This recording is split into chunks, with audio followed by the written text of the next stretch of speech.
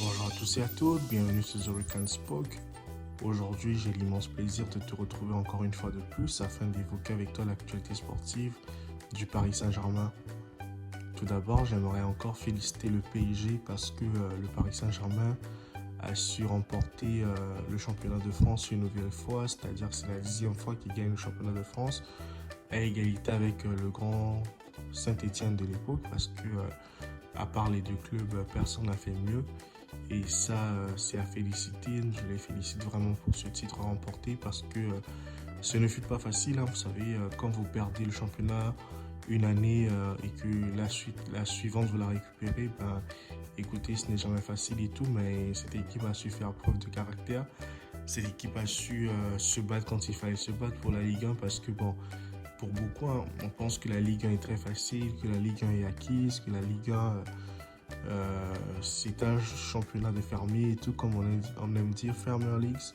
Donc, mais le Paris Saint-Germain a su faire déjouer tout ça, a su montrer la réalité de la Ligue 1 parce que si la Ligue 1 était si facile que ça, ben, je pense que Messi planterait 50 buts cette saison, voire encore une trentaine de buts, mais il en est loin. Et c'est parce que la Ligue 1, c'est un championnat physique, c'est un championnat dynamique. Et c'est un très très bon championnat comparé au championnat allemand. Ou quand je vois le Bayern Munich qui vient de gagner aussi sa 10e Bundesliga d'affilée, pour moi c'est problématique parce qu'un championnat fort, on ne peut pas avoir une même équipe qui la domine pendant 10 ans quand même. Et on voit le Bayern Munich qui domine son championnat depuis 10 ans. Donc depuis 10 ans, personne ne gagne la Bundesliga si ce n'est le Bayern Munich en fait. Et ça pour moi c'est un problème. Mais en France, on voit que ça change. En France, on voit que tantôt Paris gagne, tantôt ils perdent.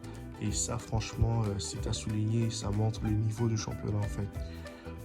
Tout d'abord, la saison du PSG, comme je l'ai évoqué plus tôt, n'a pas été facile parce que le Paris Saint-Germain, comme vous savez, a eu une saison assez mitigée. Parce que pour moi, j'ai comme le goût d'un travail inachevé avec les transferts qui avaient été effectués en début de saison. On s'attendait à voir mieux, que ce soit dans le jeu du PSG, que ce soit au niveau de collectif, que ce soit au niveau individuel. Mais bon, pour moi, toutes les stars recrutées au Paris Saint-Germain cette saison ont déçu. Que ce soit en commençant par Wijnaldum, ça a été un flop toute la saison. Il n'a pas été au niveau, il a été nul.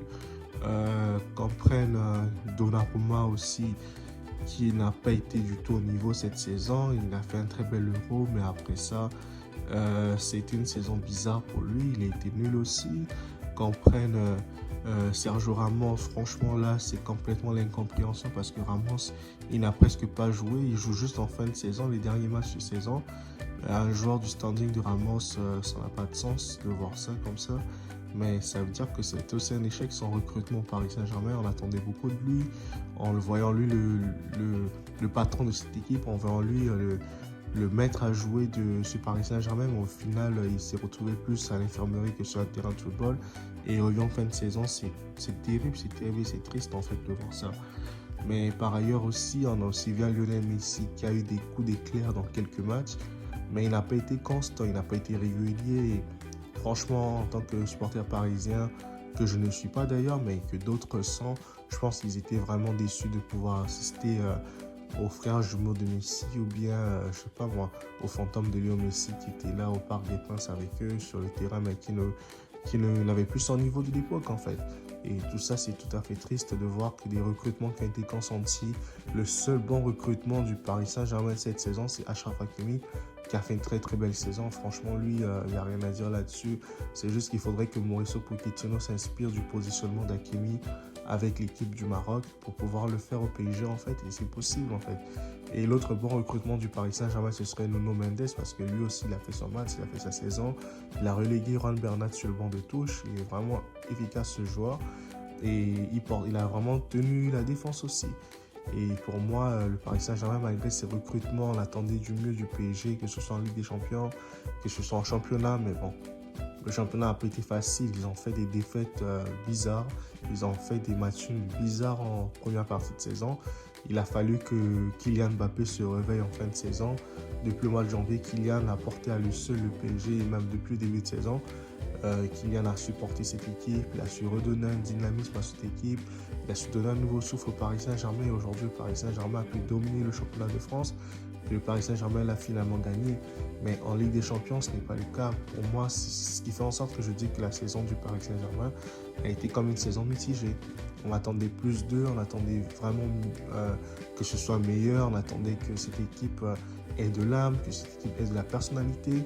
Et aujourd'hui, je peux comprendre que les ultras du PSG soient vraiment frustrés, les ultras ne soient pas contents du tout du championnat de France, de l'avoir gagné une nouvelle fois de plus, mais qu'ils l'ont quand même fêté hier et tout. Mais je peux comprendre leur déception parce qu'on avait misé sur cette équipe pour la Champions League.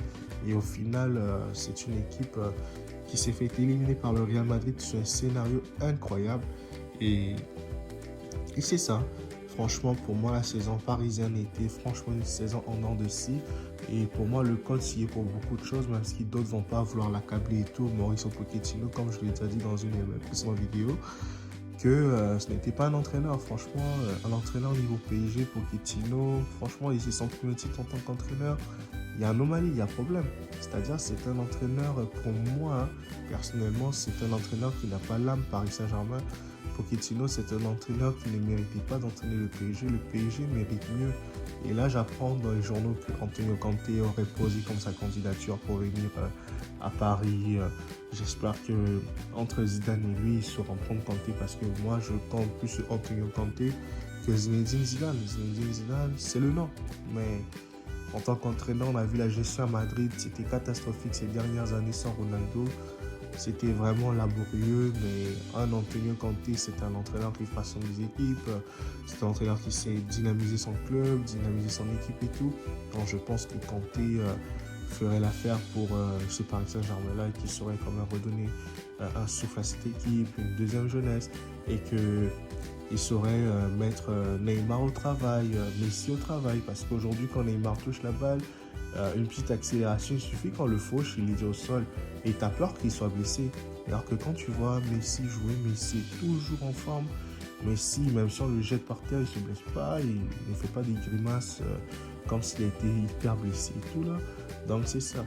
Et je me demande aussi comment le Paris Saint-Germain va gérer la saison à venir parce que on ne sait jamais si Kylian Mbappé va partir ou il va rester. Les choses sont indécises, les choses sont incertaines. Tout est flou et tout, mais bon, on espère que Kylian saurait prendre sa décision très rapidement.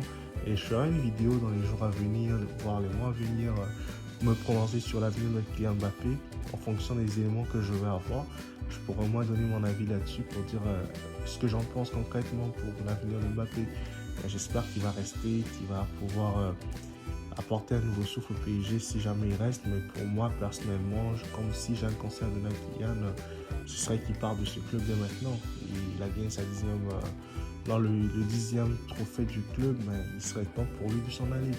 Il doit partir, il doit comme lâcher ce club dès maintenant et partir en fait parce que le Paris Saint-Germain, je pense qu'il est temps pour lui de partir par la grande porte en ayant remporté le championnat de France que de partir par la petite porte en ayant perdu ce championnat une nouvelle fois de plus quoi. Donc pour moi ce serait mon conseil pour qu'il s'en aille du club, qu'il signe même au Real Madrid ou qu'il signe dans un grand club qui pourrait lui donner le ballon d'or parce que cette année Kylian Mbappé, le ballon d'or c'est mort. Il n'a pas de chance de gagner ce ballon d'or parce que Benzema, si tout se passe bien comme on le voit présentement, Benzema serait ballon d'or. Donc ceci étant, j'attends vraiment des changements promis par Leonardo, par la direction parisienne. J'attends de voir ce qu'ils vont comme apporter comme son œuvre, les joueurs qui vont vendre et tout, les décisions fortes qui seront prises, peut-être à l'encontre de Di Maria, franchement, qui pour moi, Di Maria n'a plus sa place au PSG.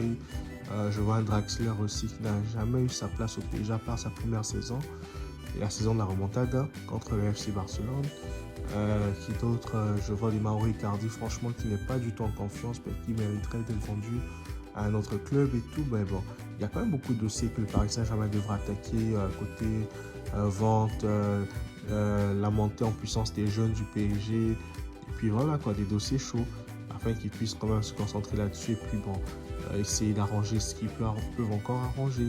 Et si Kylian doit partir, qu'ils cherchent un très bon attaquant à la place de Kylian et qui recadre Neymar, que Neymar redevienne le joueur qu'il était, ce joueur de football, ce joueur qui faisait la différence en 1 contre 1, ce joueur qui faisait du spectacle, ce joueur qui donnait envie de venir suivre un match du Paris Saint-Germain. Parce que si Kylian demain s'en va, je ne sais pas qui va vouloir s'asseoir devant sa télé pour regarder un match du PSG, en tout cas pas moi. Parce que moi, si je suis match du Paris Saint-Germain, c'est parce que Kylian va plus jouer au PSG. Donc c'est un peu ça quoi. Maintenant, je sais pas pour vous les amis. Je crois que j'ai un peu résumé un peu ce que j'avais à dire. Ben, je ferai une autre vidéo prochainement s'il y a encore de quoi dire ou bien si vous voulez que je vous en dise davantage sur ma conception du PSG, ma conception du jeu du Paris Saint-Germain. Quant à moi, je vous dis à très bientôt et si vous avez comme aimé cette vidéo, n'oubliez pas de mettre un pouce bleu, de commenter si vous voulez qu'on échange et tout, et de partager tout autour de vous afin qu'un grand nombre d'entre vous soyez au courant de l'existence de The Look and Spoke et des analyses que nous faisons tous les jours. Allez, moi je vous dis à très bientôt, ciao, prenez bien soin de vous et bon dimanche à vous les amis.